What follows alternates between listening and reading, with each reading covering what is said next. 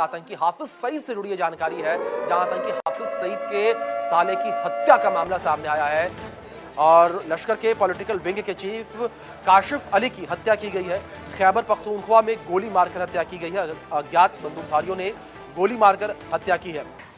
Kashif Ali, religious cleric Kashif Ali, जिसका नाम मौलाना Kashif Ali, head of Lashkar Taiba political wing, उसको मार दिया गया है, कत्ल कर दिया गया है। लश्कर तैयबा के पॉलिटिकल विंग का हेड काशिफ अली, उसको उसके घर के सामने नामालूम अफराद ने, अननोन मैन ने उसको मार दिया है। इशू ये है कि अगर हमारे यहाँ है तो हम किधर है, हम क्यों उनके ऐसा माहौल क्यों पैदा हुआ कि कोई भी गैर मुल्की एजेंसी यहां पर आए और एक्टिव हो। प्रॉब्लम इंडिया है।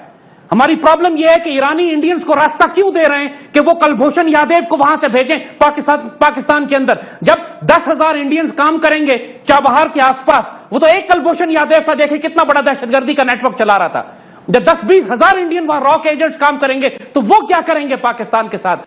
और ये काशिफ अली बहनोई, ब्रदर इन लॉ था हाफिज सईद का, इसलिए बड़ी खबर बन रही है ये। वैसे तो पता नहीं कितने ही मारे जाते हैं, कितने ही क्लरिक्स और कितने ही मौलवी और कितने ही मिलिटेंट्स जगह जगह मारे जाते हैं, लेकिन ये इसलिए बड़ी खबर है कि मौलाना काशिफ अली के बारे में ये कहा जा रहा है कि वो लश्कर तैयबा का पॉलिटिकल विंग का हेड था। इनकी किताबें जो हैं, जो मशहूर किताबें हैं, जिहाद as a grand strategy, Islamic militancy, national security and the Pakistani state, किताब ही पाकिस्तान के ऊपर है। So it means the next person who is coming on towards Pakistan, वो पाकिस्तान के हवाले से फिक्स माइंड से आ रहे हैं, जिहाद एज ए ग्रैंड स्ट्रैटेजी। जय हिंद दोस्तों, मौलाना काशिफ अली लश्कर तैयबा आतंकवादी संगठन का पॉलिटिकल चेहरा, पॉलिटिकल विंग का लीडर मौलाना काशिफ अली कुख्यात आतंकवादी ढेर कर दिया गया। खबर निकल के सामने आई कि भाई सुबह से नमाज पढ़ने गए थे और जब रात तक नहीं लौटे तो घर के सामने ही जब छानबीन हुई तो ये आतंकवादी सुअर अपने ही घर के बगल में नाली में ढेर हुआ पड़ा। तब सीसीटीवी वगैरह खंगाली गई तो पता चला कि इसको किसी ने टाटा बाय बाय कर दिया। नामालूम अफराद पाकिस्तानी कह रहे हैं, यानी अज्ञात हमलावर। अब अज्ञात हमलावर भाई बड़े सेंसिबल थे कि इनको नाली में ही जो है इनको 72 यूरो के पास भेज दिया। तो इन जैसे लोगों का यही अंजाम होता है, कीड़ों की तरह ये मरते हैं और पता नहीं कैसे इनको लोग कहते हैं कि इनको जन्नत की हूरें नसीब होंगी। ठीक है, अगर पता नहीं चलता तो ये नाली में ही सड़ जाते भाई।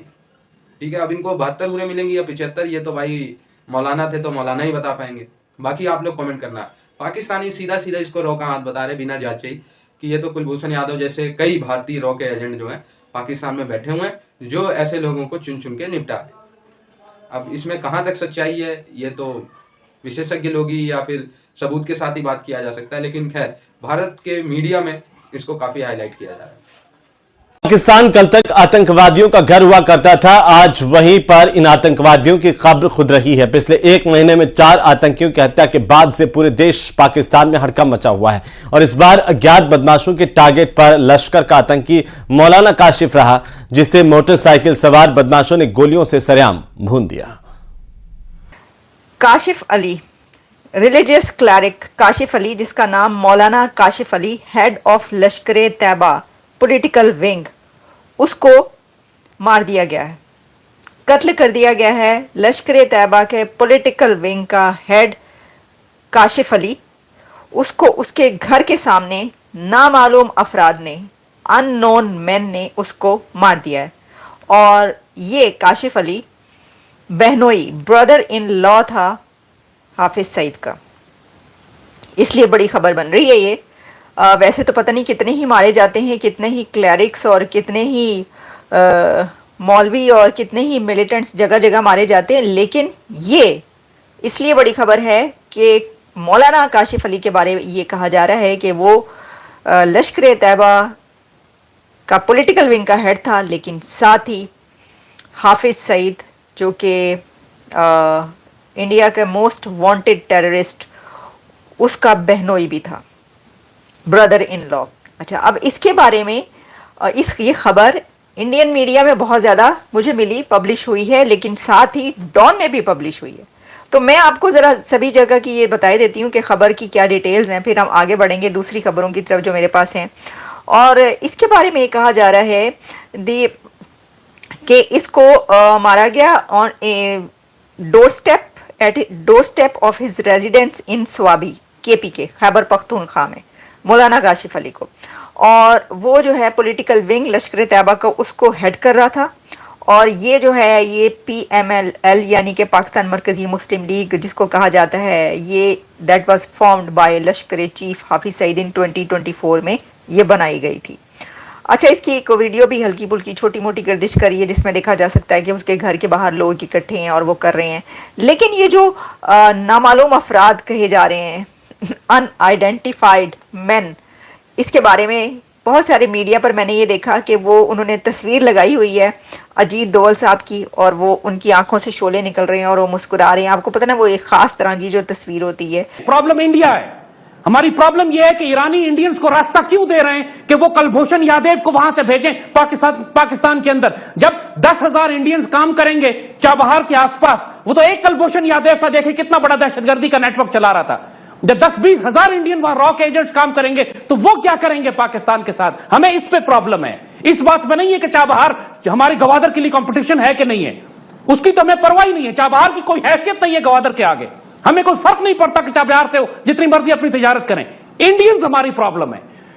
और अगर ईरानियन ने इंडियंस को जगह दी तो फिर ईरानियंस हमारे खिलाफ गद्दारी और धोखाधड़ी का काम करेंगे। एक वो काम नहीं करेंगे जो उम्मत रसूल और एक मुसलमान भाई मुल्क होने की हैसियत से होता है। फिर पाकिस्तान को हक होगा कि फिर हम वो करें जो हमारे मफाद में बेहतर है हमारे लिए। हमने यमन फौज नहीं भेजी, और ईरान में बड़ी खुशियां मनाई इस बात के ऊपर कि हमारी फौज अगर यमन जाती तो ईरान से हमारा मुकाबला होता वहां पर। हमने सिर्फ उम्मत के ख्याल के लिए फौजों को यमन नहीं भेजा। तो इतना ख्याल तो ईरानियों को करना चाहिए था कि इंडिया जो है अफगानिस्तान और ईरान के जरिए पाकिस्तान को तबाह कर रहा है। ईरानी कुछ तो शर्म करे इसके ऊपर। देखिए, अफगान तालिबान वही करेंगे जो पिछले 16 साल से ये कर रहे हैं। एक या दो आदमियों के मर जाने से अफगान तालिबान जो बुनियादी तौर पर अफगानिस्तान की पश्तून रेजिस्टेंस है उसको कोई फर्क नहीं पड़ेगा। और ये जो काबुल हुकूमत इस वक्त भड़कियां मार रही है कि हम ये कर देंगे हम वो कर देंगे, ये सिर्फ अमेरिकन के जोर के ऊपर है, इंडियंस के जोर के ऊपर है। जब अमेरिकन अफगान तालिबान को काबू नहीं कर सके तो ये अशरफ गनी और हामिद करजई क्या काबू करेगा।